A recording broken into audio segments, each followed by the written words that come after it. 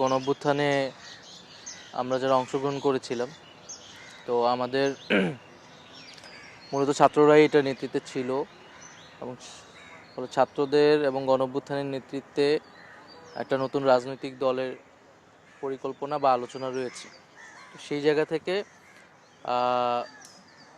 যদি সেই দলে অংশগ্রহণ করতে হয় তবে অবশ্যই সরকারের থেকে তো সেটা সম্ভব নয়। তো সেই দলে যদি আমি যেতে চাই তাহলে সরকার থেকে আমি পদত্যাগ করব, এইরকম একটা বিষয় আমিও বলেছিলাম।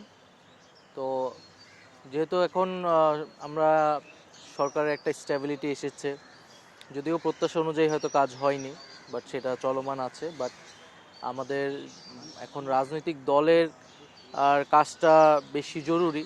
তো সেই জায়গায় যদি আমরা চিন্তা ভাবনা করছি, আমি ব্যক্তিগতভাবেও চিন্তা ভাবনা করছি, যদি আমার সরকারের মনে করি যে সরকারের থেকে আমার এখন মাঠে যাওয়া, জনগণের সাথে কাজ করাটা বেশি জরুরি মনে হয়, তাহলে আমি সরকার ছেড়ে দেবো এবং হয়তো সেই দলের প্রক্রিয়া যুক্ত হব। একটু ঘোষণাটা এসেছে যে দলটা এই মাসেই হবে, তাহলে যদি এরকম সিদ্ধান্ত হয় তো এই মাসেই হবে হয়তো, খুব আর কয়েকদিনের মধ্যেই হয়তো এই বিষয়ে একটা চূড়ান্ত সিদ্ধান্ত সবাই পাবে আর কি, আপনারা জানতে পারবেন।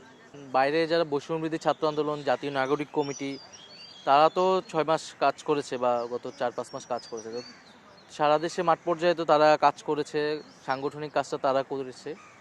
আমি তো সরকারের দায়িত্বে ছিলাম, তো দল গোছানোর কাজটাও তারাই করছে। এখানে আমি বের হইলে হয়তো আমি সেই প্রক্রিয়ার সাথে জাস্ট যুক্ত হব।